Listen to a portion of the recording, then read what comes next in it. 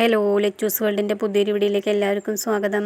ഞാൻ ഇന്ന് ചെറുപഴം കൊണ്ടൊരു പഴംപൊരിയാണ് കേട്ടോ ഉണ്ടാക്കി കാണിക്കുന്നത്. അപ്പം ഞാൻ അതിലേക്കായിട്ട് ഇവിടെ ഒരു കപ്പ് മൈദ എടുത്തിട്ടുണ്ട്. നമ്മൾ സാധാരണ നേന്ത്രപ്പഴം കൊണ്ടല്ലേ പഴംപൊരി ഉണ്ടാക്കാറ്. ഞാൻ ചെറുപഴം വെച്ചിട്ടാണ് കേട്ടോ കാണിച്ചു തരുന്നത്. ഇനി അതിലേക്ക് ഒരു 3 സ്പൂണ് പഞ്ചസാര ഇട്ട് കൊടുക്കുന്നുണ്ട്. മധുരം കൂടുതൽ വേണ്ടവർക്ക് കുറച്ചും കൂടി ഇട്ട് കൊടുക്കാം. ഇത് അത്യാവശ്യം മധുരം ഉണ്ട് കേട്ടോ, നല്ലോണം മധുരമുള്ളതാണ് ഈ 3 സ്പൂൺ ഇടുമ്പോൾ തന്നെ. ഇനി കളറിന് വേണ്ടിയിട്ട് ഒരു നുള്ള് മഞ്ഞൾപ്പൊടി ഇട്ട് കൊടുക്കാം. ഇനി ഒന്ന് ബാലൻസ് ആകാൻ വേണ്ടിയിട്ട് ഒരു നുള്ള് ഉപ്പിട്ട് കൊടുക്കാം. ഇനി അതിലേക്ക് ഒരു സ്പൂണ് അരിപ്പൊടി ചേർത്ത് കൊടുക്കാം. അതൊരു ക്രിസ്പിനെസ് കിട്ടാൻ വേണ്ടിയിട്ടാണ് കേട്ടോ. ഇനി ആവശ്യത്തിന് വെള്ളം ഒഴിച്ചിട്ട് നമുക്ക് നന്നായിട്ടൊന്ന് മിക്സ് ആക്കി കൊടുക്കാം.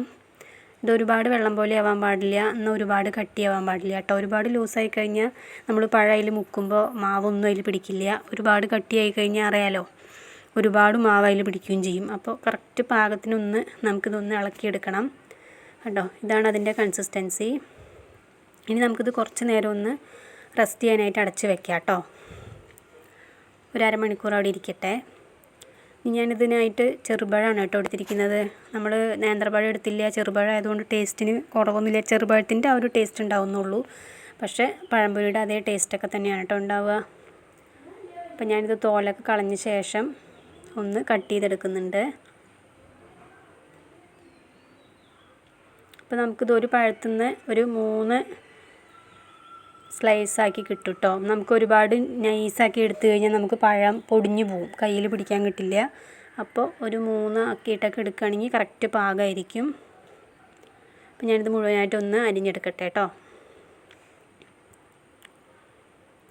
കണ്ടോ, അപ്പോൾ പഴം മുഴുവനായിട്ട് ഞാനൊന്ന് അരിഞ്ഞെടുത്തിട്ടുണ്ട്.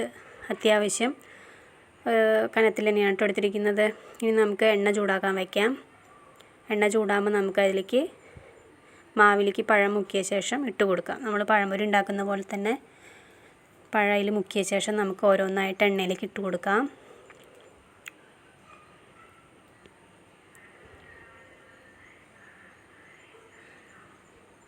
നല്ല ടേസ്റ്റ് ആട്ടോ. ഇത് പഴംപൊരിയുടെ തന്നെ ടേസ്റ്റ് തന്നെ ഉണ്ടാവുക. ചെറുപഴമാണ് എന്നൊരു വ്യത്യാസം മാത്രമേ ഉള്ളൂ.